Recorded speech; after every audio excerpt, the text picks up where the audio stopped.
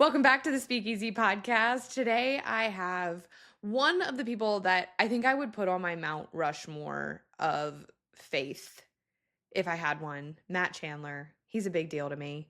I kind of wish I would have been recording when we first got on this Zoom because my entire family piled in to meet him and say hi because he's a big deal to me, and therefore by proxy they know who he is and consider him a big deal. I don't think we've ever actually done that before on a call. So his new book is coming out, Becoming Like Jesus, and I really treated this like a one-on-one with Matt Chandler, where I just asked him my really nitty-gritty questions about sanctification and the process of becoming more like Jesus and walking out life with Jesus. Because if you are unfamiliar, Matt has walked through really hard things. He's had really high highs and really low lows, but has always, at least to me, been a man of God and a man of character.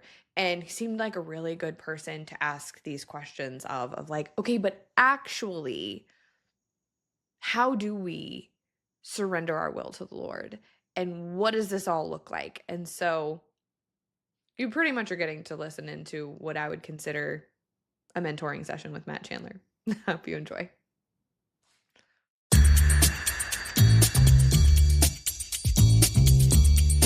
Oh, Matt, welcome to the Speakeasy. Listen, I love a good speakeasy, so I'm pretty pumped about this. This is a good one too. This is a fun one. Yeah, that's what I heard. That's what I heard. I personally feel as though you need no introduction, like you don't in my world, but okay. For the people who are unfamiliar, can you tell us a little bit about yourself to kick us off? Yeah, I am. My name is Matt Chandler. I've pastored the Village Church in the Dallas area for a quarter century now, and super active in church planning, super active in writing, love the kingdom of God. Lauren, my wife's the best part of me. Yeah, just such a spectacular woman. I've got 3 children, but they're my children, but they're far from children. Yeah. So my oldest is 23. My son's 20, and sweet Nora, my baby, is going into her senior year next year. She just did some college visits, and we're already feeling the lament of that because my older 2 didn't move away. Okay. They're still local. My son went the trade school route. My oldest daughter, she did like 6 months for equine management and production, and she lives local. And cool. So we haven't had one actually like leave and go away. Nora will. And so that we're going to have to mourn that and rejoice. I mean, if you never leave, that's a problem. Yeah. But she's got so much energy, and it's not uncommon for her to be like, what are y'all doing tonight? Y'all want to watch a movie? So It's so fun to have a kid like that. My other 2 are nothing like that. And so I'm not saying she's my favorite. I'm just saying we're going to miss the y'all energy. hang out a lot. We hang out a lot. Just say we hang out more than most. Yeah. Is she going to go far, you think? She wants to. She's Yeah. super adventurous. Yeah. She sees this. I mean, she's already got a better passport than most adults. Gotcha. She would love to be far from here, but still have access. So I don't know. She's got to narrow down to a few colleges. If I had to guess, she's going to end up at the University of Arkansas. Okay. I mean, that's not terrible. It's about a 5.5, 6-hour drive. Yeah, that's doable. Yeah, far enough away that she's on her own, close enough that she could drive home.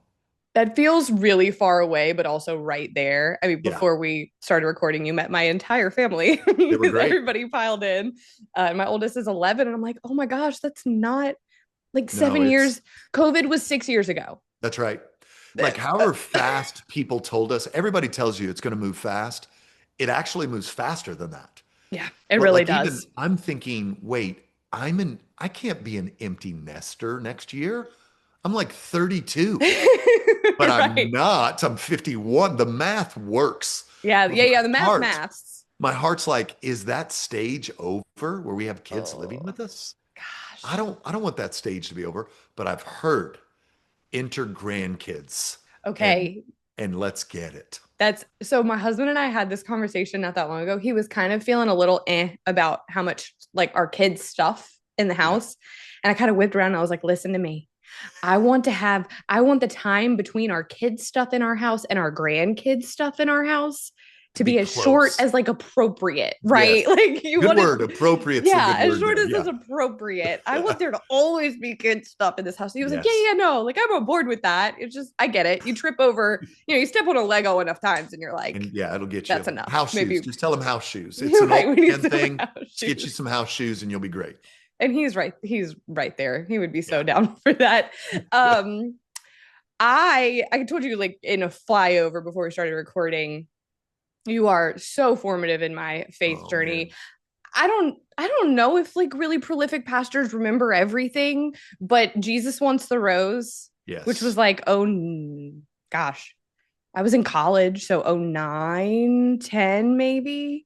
Yeah, Uh yeah, around that time. I was yeah, thinking more '07, but that it was a long maybe. time ago regardless. Yeah, I mean, I graduated from high school in '07, so that would probably track that pivotal moment in my faith, like one of those Okay. like moments that you look back and go, oh, because I grew up in the church with that. I never saw the rose. Okay, I'm sorry. I'm getting ahead of people. People are like, why are we talking about a rose? You did this really, it's a whole sermon, but this really incredible part where you're essentially pegging purity culture Yeah. for what it was, and you tell this story of bringing someone to church and the pastor doing this really terrible metaphor for purity where he had a rose and he handed it around and let everybody smell it. And then at the end, he brings it up and it's all beaten up. And he's like, who wants this? And I will never forget you being like, Jesus wants the rose. And being Yeah. like, because I grew up in that. Like we did the whole the chewed gum metaphor. Oh gosh. Mm-hmm. Those Yeah, things, I'm telling you, Blake, they will few things damaging. provoke my spirit like that nonsense. It's Like you're like, nonsense. how do you reconcile that to the gospel with me, for Right. me? Well, And you're not going how to be able to. Jesus treated people Yes. every day of his earthly ministry. Yes. Yeah. Like the whole point of this whole thing is Jesus is the one that wants the chewed gum and the Mm-hmm. busted up rose. Mm-hmm. And the And dented car and and the if you whatever. think you're not that, you've kind of missed the point. Oh, that's a really good point. That like you maybe your quote unquote purity looks different. Like Well, the I'll purity tell you, test, right? Isaiah said that all your righteousness was filthy rags, and in the Hebrew, menstrual rags. Yeah. So this poor, teenage girl that's been sleeping around, she's offering her broken self to the Lord, and your posture is offering filthy rags to the Lord. Like to Mm. me, I'm just like, oh, we missed the point. We missed 101 somewhere in here. Yes. Yes. So that was a really big deal for me. I think I was very tentative about actually being all in on Jesus. And that moment was kind of like, Oh man, praise God. he's been so misrepresented that Yes, he has. okay, I'm getting it. And then I think I just kind of devoured everything you have done since then. But Okay. I will admit, I have not gotten to read the newest one that just came out a couple weeks ago, but Yeah. it's in the stack, Come Becoming on. Like Jesus. uh I know you're really excited about I this am. book, I am. and it's answering a question I think a lot of people, whether they've been walking with Jesus for 5 minutes or 50 years, a lot of the Yeah. time, is like, how do we do this? Yeah. What does it actually look like to walk with Jesus once we've done the saved Yeah. part? So tell us how this book kind of came to be. I know it's been a long work in Yeah. progress. Well, I think part of it is I've been with the same group of people for almost a quarter century. Mm, And so the way it's worked, we're still a pretty young church. But man, my first 5 years here, I think median age was like 24. It was crazy. We were yeah. so broke. I mean, we were so broke. We had thousands of people and we're so broke. But a lot of those 20 somethings back in '03, '04, '05, '06, they were saved out of like licentious wildness. Mm-hmm. Like we would like there was a morning we found a guy in the bathroom with a heroin needle in his arm. Yeah. Well, like that was the crowd that was coming to the village in the early days. And then they gave their lives to Christ. And man, a lot of them are still around. And so what ended up happening is I've had this bird's eye view. Those 20 somethings, they got married. Some of them been divorced. Some of them are still married. They had children. Some of them have already died of cancer. Some have Yeah. had a spouse die of cancer or a child die of a disease. Some of them, I could just go on. Some of them are now C-suite executives. Yeah. Some of them are on their third career. And I have had this bird's eye view of the forming power of God in their lives through every high and low in their life. Mm-hmm. And then I'm 51 now. I'm not 28 like I was when I got, and I've experienced it in a way that it's far more complex, it's far more messy, and it's far more grimy than anyone actually wants to talk about. Mm-hmm. And so that was kind of block one. I have this privileged position by the grace of God. The other thing is in ministry, it's not all that uncommon to come across people who are seconds away from walking away because of an elongated season of difficulty, struggle with doubt, or this moment that was so disorienting, discombobulating to them that it's hard to frame that around the goodness and mercy of God because the pain and heartbreak are too great. Yeah. Like if you like, especially if you dig around in that deconstruction movement, Yeah. which that thing's so broad, it means 1,000 things. Mm-hmm. And none of them really are the deconstruction that the philosophers mean when they Right. that Right. phrase, right? But there's a thread in that movement of people who testify. I grew up in church, I was baptized, I actually won the Bible drill at Awanas. I've been Yeah. on mission trips. I served on the worship team. And then they'll have this thing that when my mom got sick, or when my husband left, or when you name it, when my kid Mm-hmm. got sick, I knew God wasn't real. Yeah. And I knew it was all a lie. And I just always, whenever I read it or hear it, I'm just like, oh, bless your, like who discipled you? What Bible did you read? Like, and I'm not making light of it. It breaks my heart. No, Like, those like are real Jesus, questions. Jesus is in this world you will have trouble. Period. Take heart. I have overcome the world. Yeah. And so the whole Bible is filled with people being conformed into the image of Jesus, not on this kind of linear up and to the right trajectory, but something far more complex and messy. And so what I try to do is give a picture of it and some imagery. So the picture would be like a horizontal coil where every high and low is still moving you forward. So God's not wasting failure. He's not wasting your dark night of the soul. He's not wasting your heartbreak, your tears, your disorientation. He's using all of that to form us into the image of his son. And then the image I want to like plant in your head, no pun intended, is the Christian life is more like a tree growing than it is a light switch. Oh, And yeah. so like victory over sin, maturity in the faith doesn't work like a light switch. The prophet Isaiah said that we will be called oaks of righteousness, a planting of the Lord for the display of his splendor. Well, stare at an oak tree all you want. You're not going to watch it grow. Mm. But over time and through the seasons, and that's important, you're going to get that big oak planted by streams of water. So, for an oak to become strong, powerful, and vibrant, it needs rain, it needs to be kissed by the sun, but it also needs to survive dry seasons and it Hmm. needs to make it through a deep freeze. It's going to come out through those things more strong and more sturdy than it ever would have been had it just shot up out of the ground like an aspen. Like the way, yeah, right. The way that it looks now, if it had just come out that That's way. right. And I think it's worth noting, as someone, as I've said a couple of times, who has followed you for a really long time, like you've walked through hard things. Yeah. You're not writing this from this No. like observational, I am know, actually a practitioner. yes. I have endured. The first 7 years of my marriage with Lauren were absolutely brutal. I hope that doesn't shock you. I'm not. That's that we were very public about that. Yep. I had brain cancer in '09. Yep. Had full resection of the right frontal lobe, 18 months, high dose chemotherapy, Yep. did some radiation in there. I've had children that love the world more than they love the Lord for seasons. We have grieved deeply. I've been slandered and misrepresented. Yep. I have stumbled and fall into my own foolishness. Some of that was public, some of it hadn't been. Yep. And I have found Christ to be faithful through Yeah. it all. And so one of the lines in the book is if you don't quit, you win. If Mm. you just cling to Jesus through any and every season, you'll get to the other side and you'll win.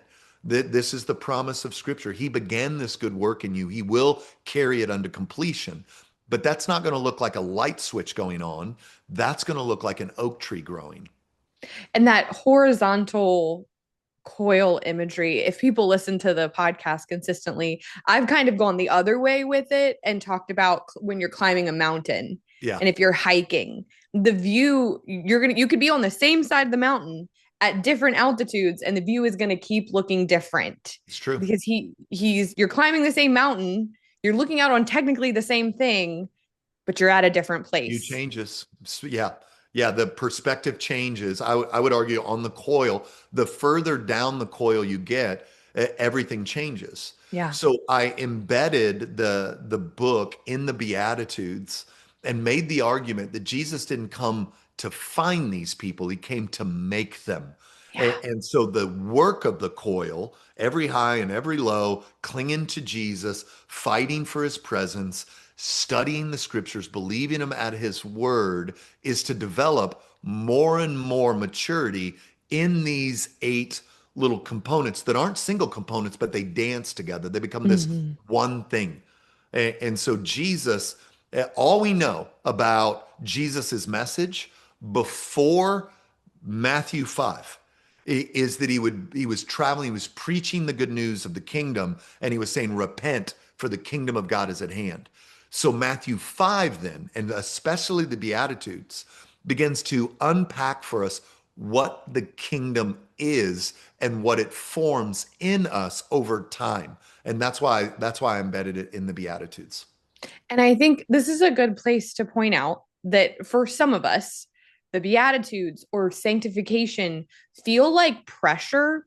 It feels like something we have to produce Yeah. in ourselves. And then we're tired. And then we're frustrated that we Yeah. aren't as meek or righteous or humble as we feel like we should be. And one of the things that God's really been untangling in me over the last year is, yeah, because you keep trying to do it yourself, babe. Yeah. Like you keep trying to muster it up or pull yourself up by your bootstraps. And it sounds counterintuitive to say that surrender and believing in the power of Christ working through you is the way this happens, Yeah. but it Well, is. yeah, because how did the Beatitudes start? Blessed are the poor in spirit, for Mm-hmm. theirs is the kingdom of heaven. So what it means, blessed, right? Fortunate are those who are poor in spirit. The Greek word there is beggarly, destitute, empty-handed. So it's not blessed are the strong, right? Mm-hmm. Blessed are the ones with good discipline. Blessed are the ones with all the answers. Blessed are those with a high work ethic and a high pain tolerance. That's nowhere on the list. Nope. Like this refrain of lowliness and Jesus doing the work in you. And what you need to do is orient your whole life around the invitation to come into his presence is the work of formation. So that good work in you is the good work in me. I have learned blessed are the poor in spirit about 7,000 times over the last 33 years.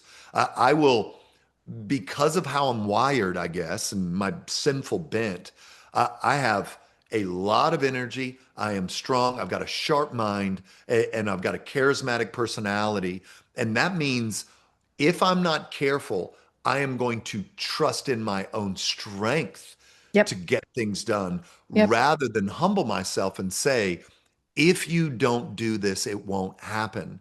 Yeah. If you don't form, I hate this about me, will you? And that takes us to blessed are those who mourn, right? Mm. For they will be comforted.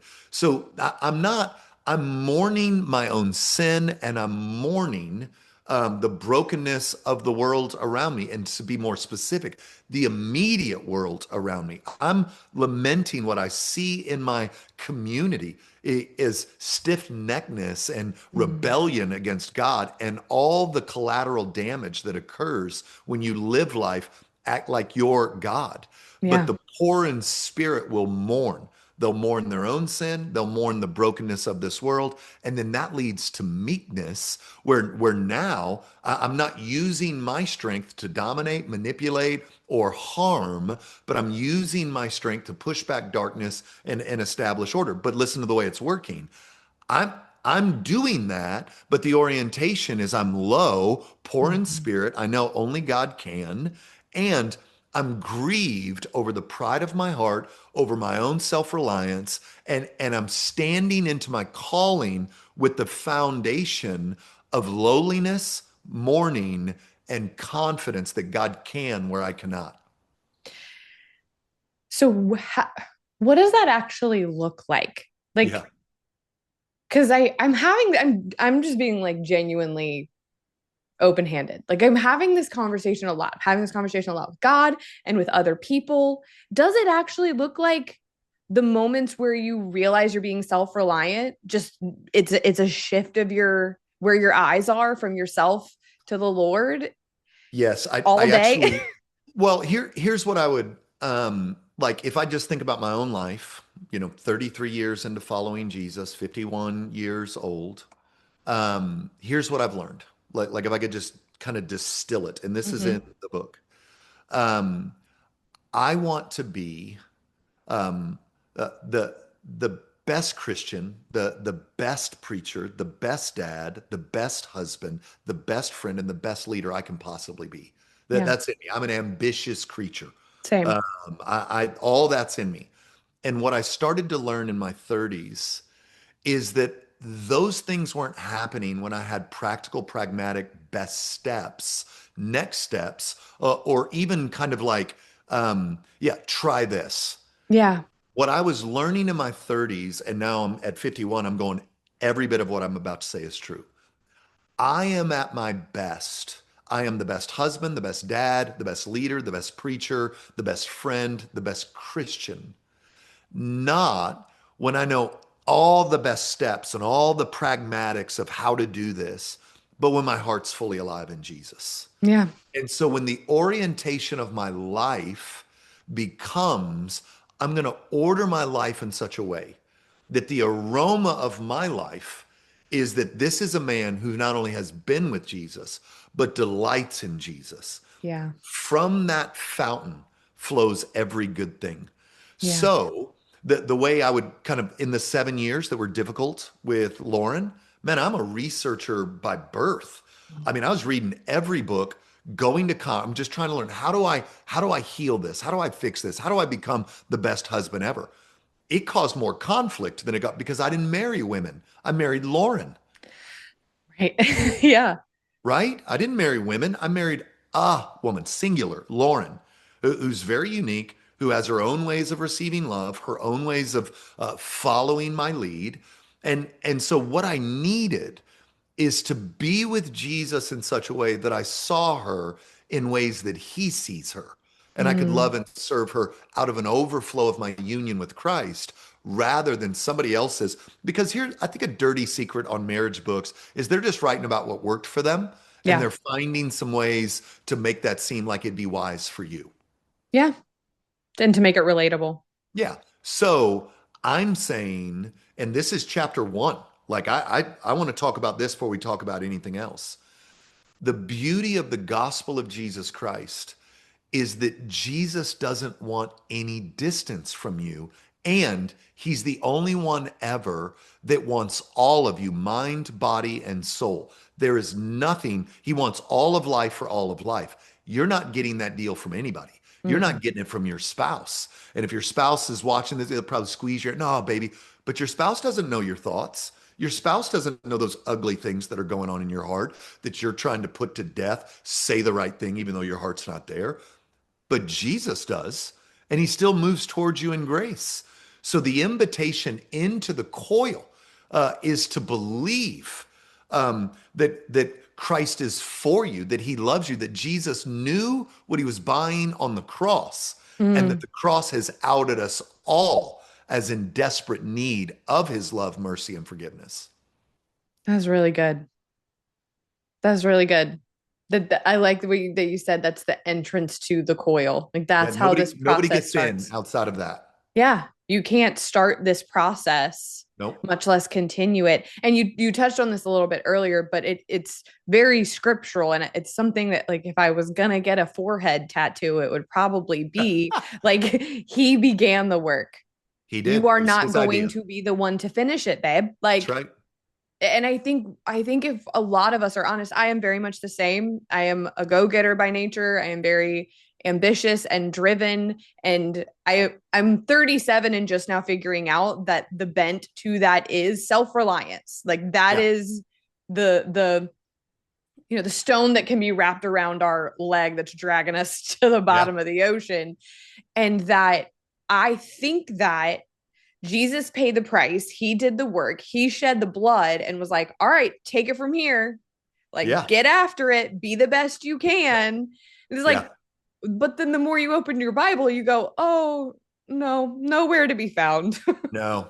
Like even the Apostle Paul saying, I've outworked them all, but I've done all that by the strength of Christ. So he's even saying, like, for all my travels, for all my prison time, for all the letters, for all the miracles, you're seeing me work, but what you're actually seeing is the power of Christ inside of me, Yeah. coming out of me. And this is Paul's orientation and David's orientation. Yeah. They're like even like think about when Paul in Philippians is like he just wants to be with the Lord that he might somehow obtain. I think it's Philippians 3, where oh that I might know him, he said.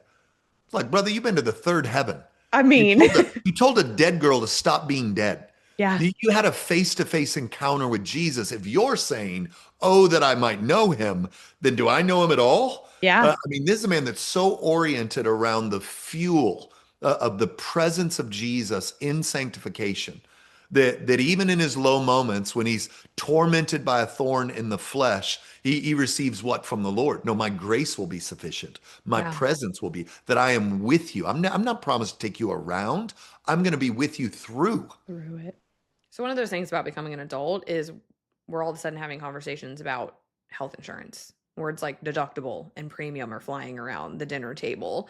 And the overarching theme is what the heck are we paying for, and why does it feel like we can't use it on things that would actually help us feel better? Which is why so many people are opting out of a very broken system and choosing things like Crowd Health. So with Crowd Health, you pay a monthly fee, and with that, you get a ton. You get a list of vetted doctors, you get lower prescription and lab costs, you get someone that will negotiate your bills lower with your providers. And then if something happens, you pay the first $500, and then the rest of the crowd steps up and covers the rest, which is really how something like this should work. So you can join Crowd Health to get started for $99 for your first 3 months by using the code SPEAKEASY when you go to joincrowdhealth.com. That's joincrowdhealth.com, code SPEAKEASY. And remember, Crowd Health isn't insurance, but this is how you opt out of a broken system and take your power back. That's joincrowdhealth.com. Through it. He's always going to take you through it. Always through it. There are no Because spiritual bypasses. no, and because it's those low parts of the coil, I really, really love that metaphor.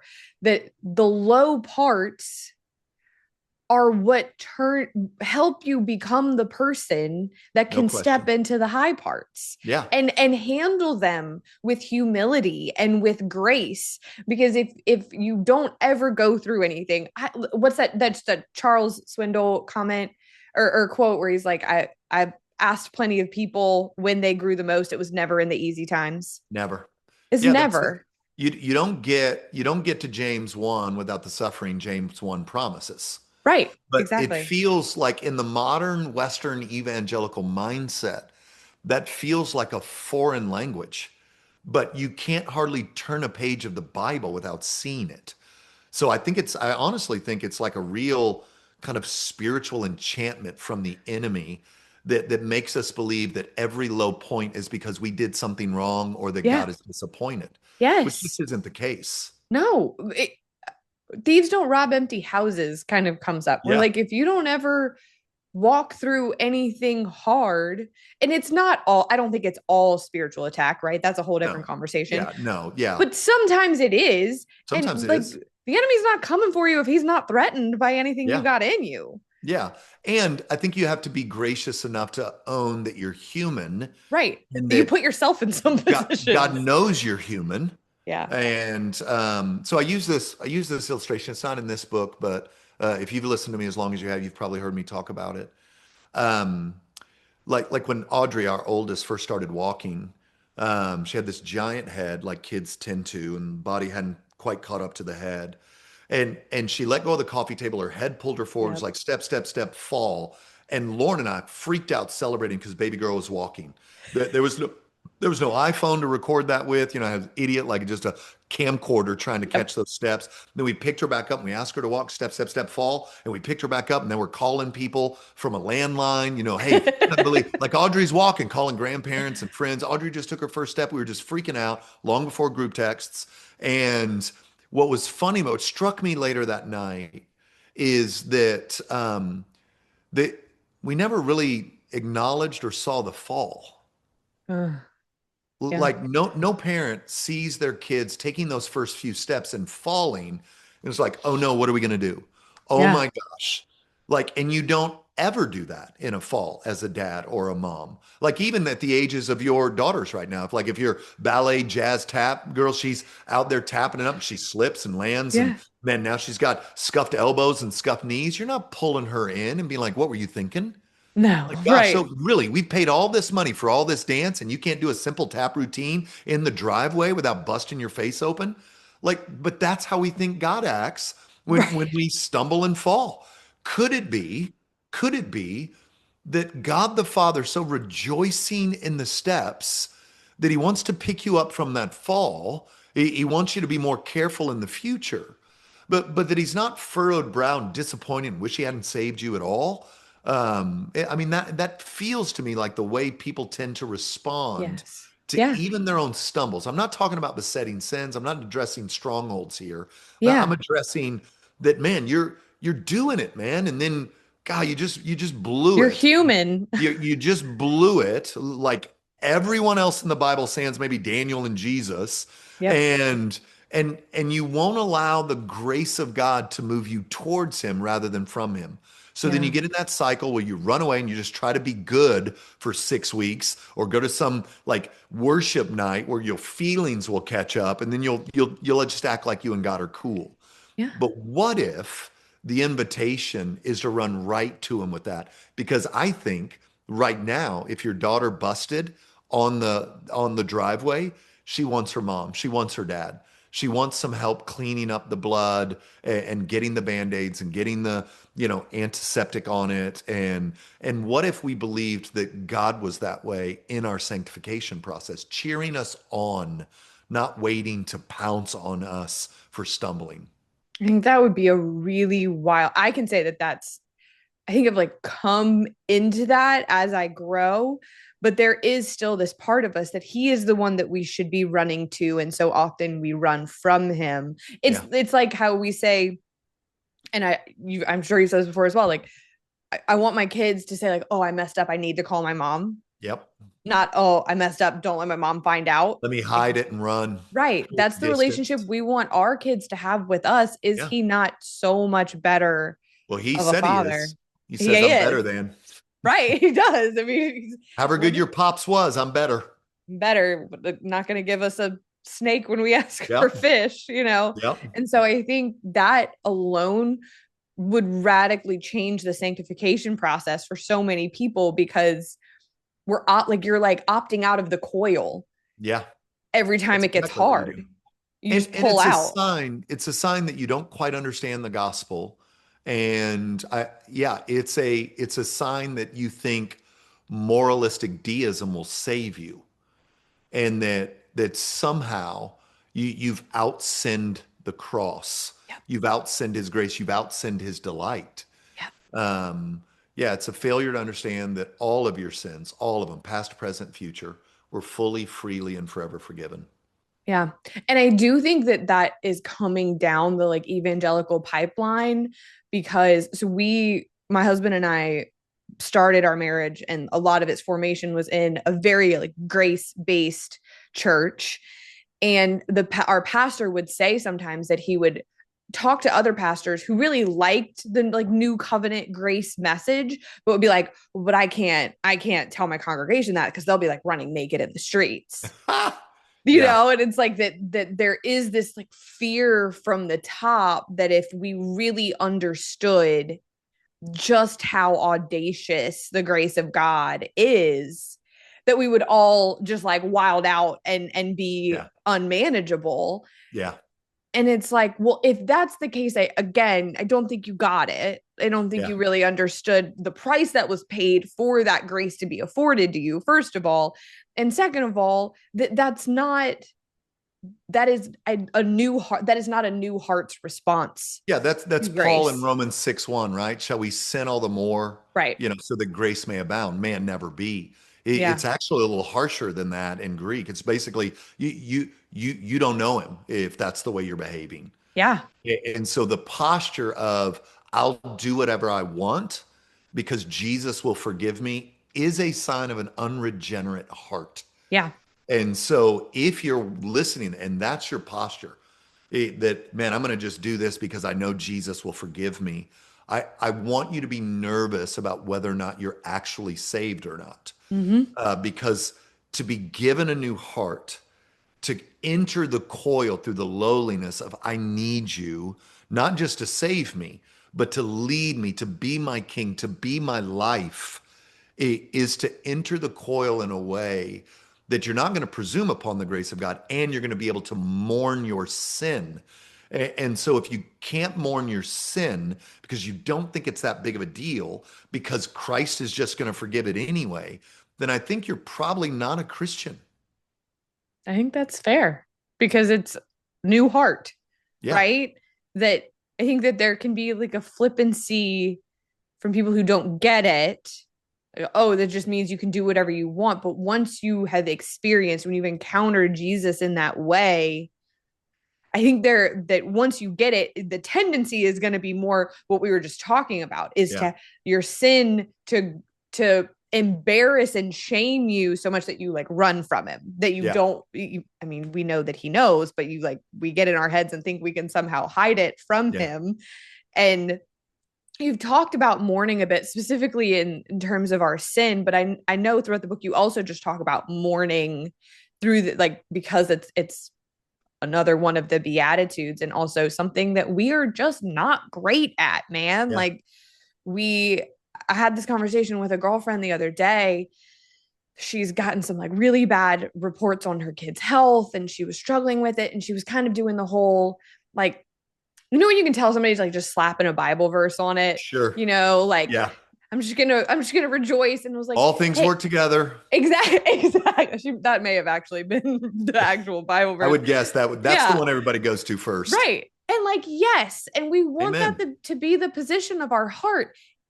And this whole conversation has been like, God is okay with your sadness, with your He can hold it. mourning. He can hold it.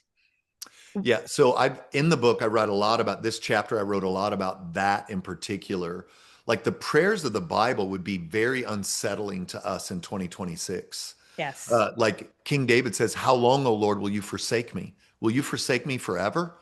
Like, will my Let my tears be my enemies. food?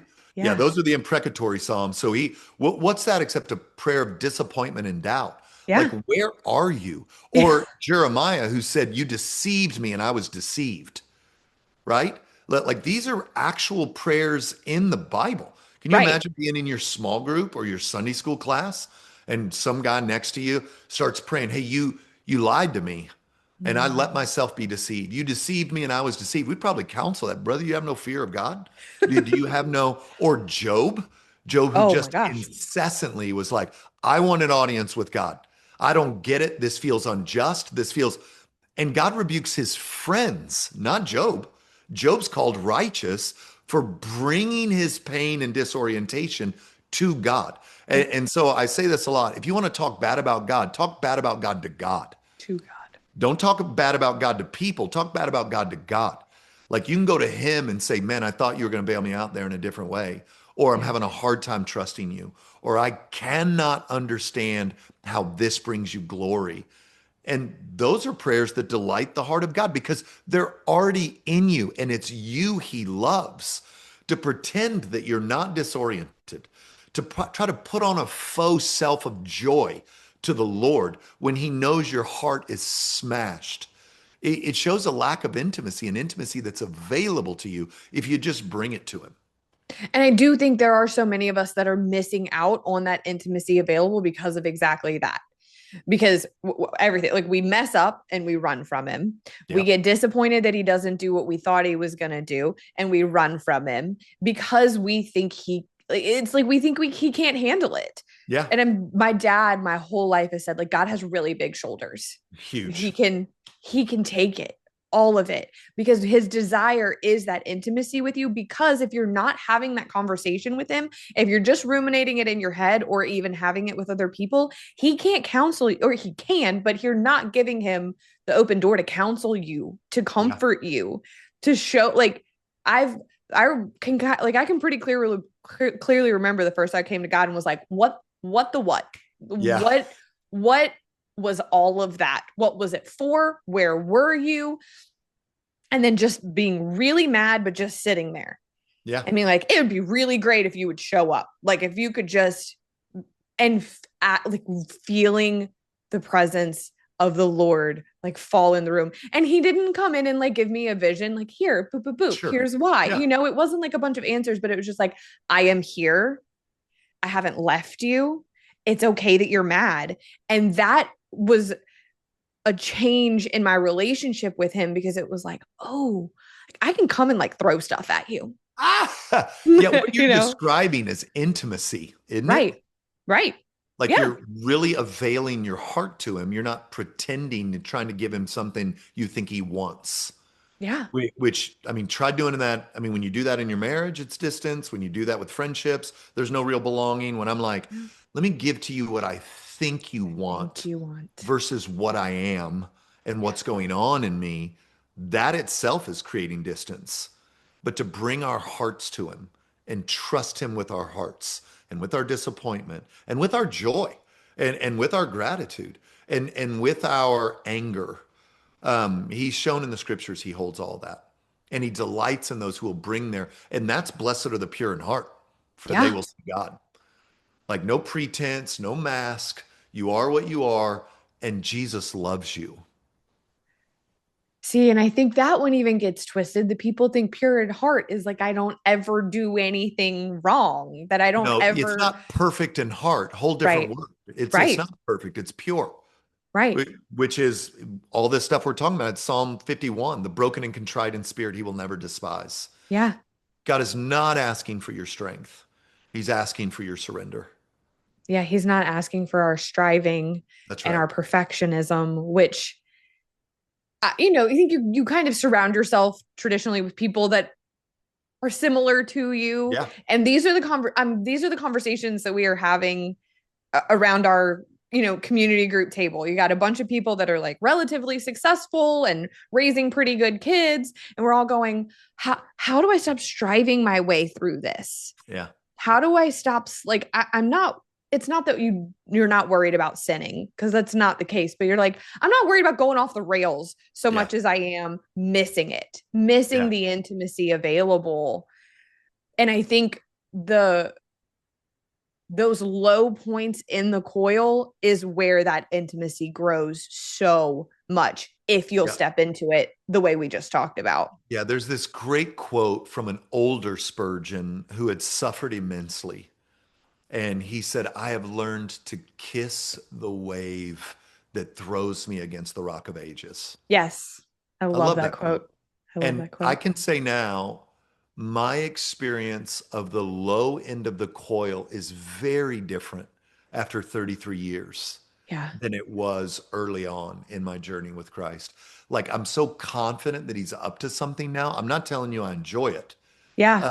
but I am so confident that he is at work cutting even more deeply to create even more intimacy in my life with him.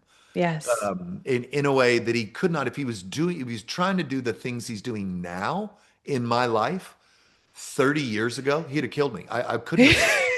Yeah. But like it's taken us 33 years to get here.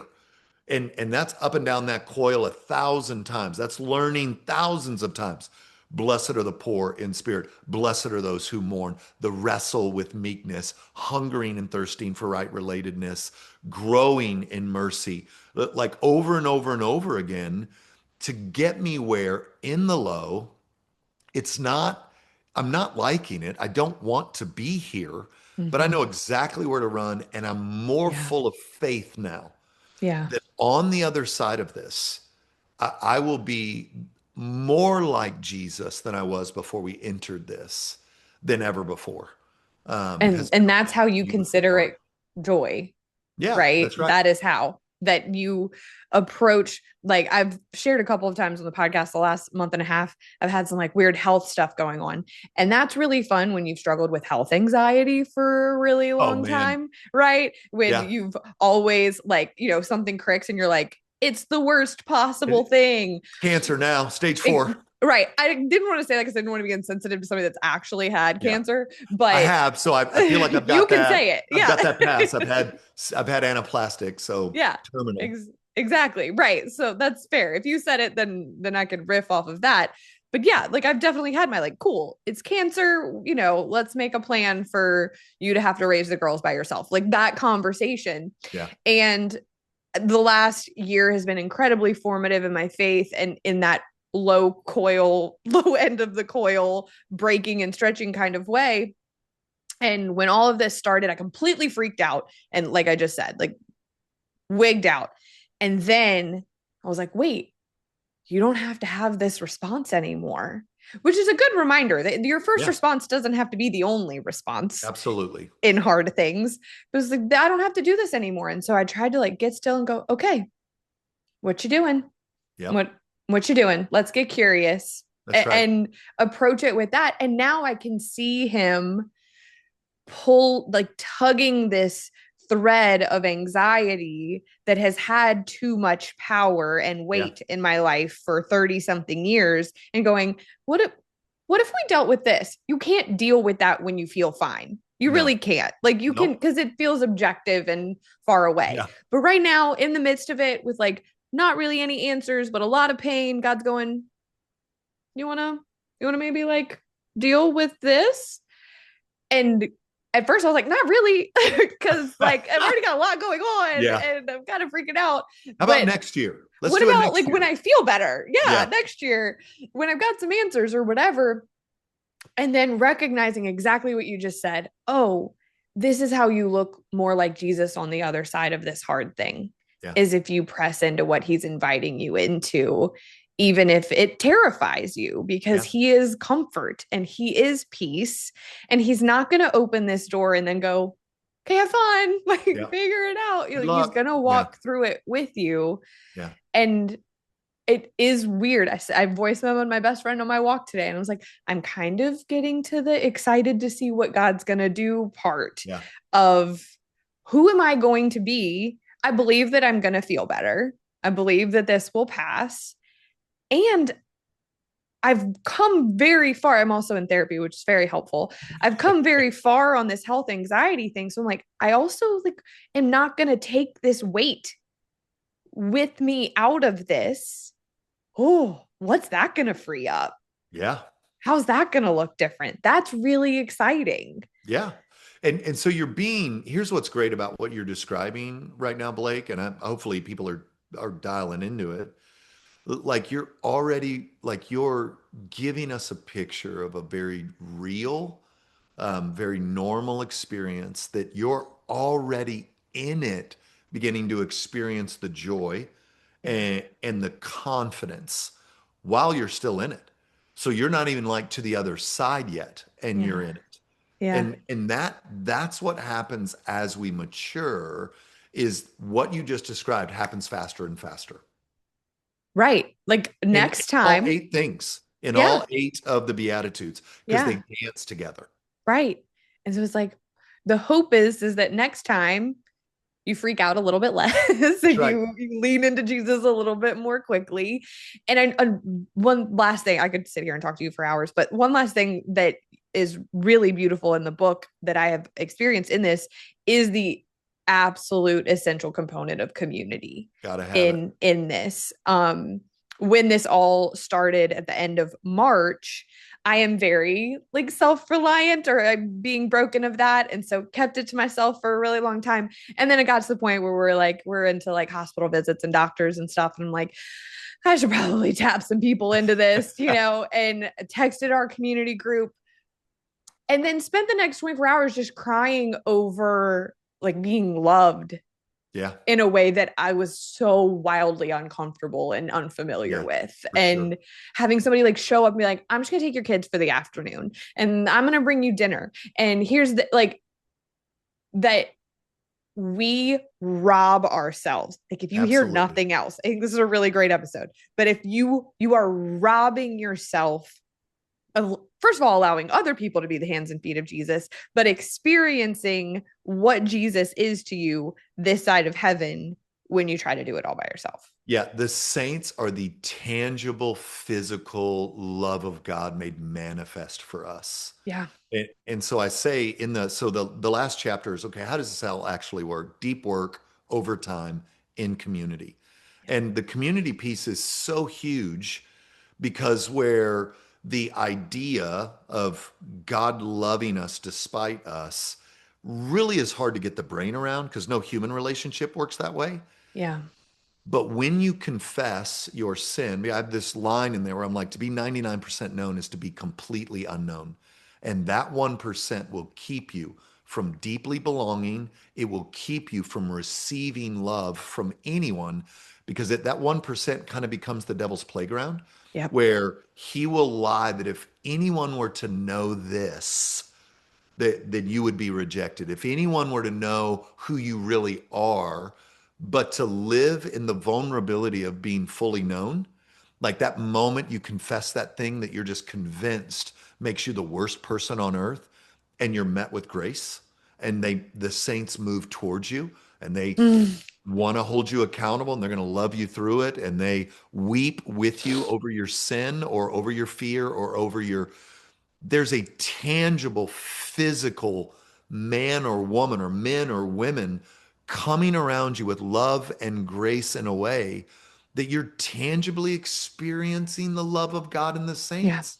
But Yeah. if you won't invest in that community and you're like, you're a part of this poor loneliness epidemic that even the government is saying this is a significant issue. Like the Yeah. Surgeon General put out a warning just a few years ago, calling this thing like an epidemic. Yeah. Like we're in trouble here. Yeah. To take the risk of being known is one of the primary ways God forms us with and through his people. Yes.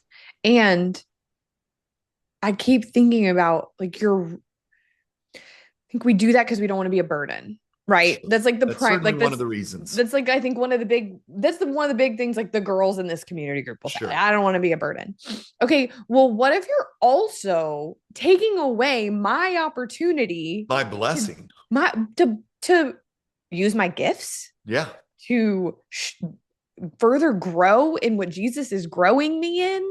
Like that I don't ever want to be selfish. That feels so Yeah. ick to me. Like that's one of the, like everybody's got their Yeah. things where you're like, yeah, like maybe I'm not the most humble, but I don't want to be selfish. Like, right? Like selfish feels so gross to me.